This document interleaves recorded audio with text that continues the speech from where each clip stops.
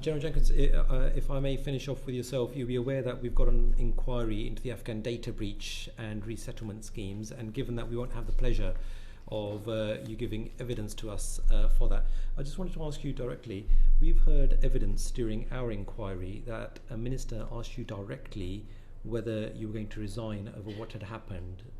Did you consider at any point resigning or taking leadership responsibility for that breach or any other form of personal accountability?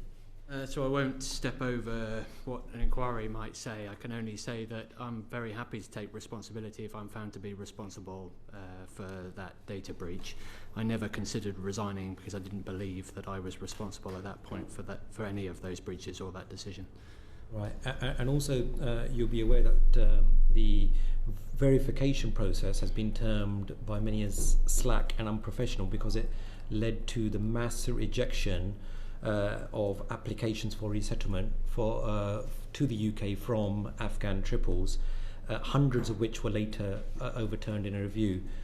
So do you acknowledge any leadership responsibility for that? Again, I don't want to step over what an inquiry might say or might find. All I can say is that the processes that were in place at that time and then were then revised demonstrated that we were a learning organisation and that we were taking action based on discrepancies when they were identified.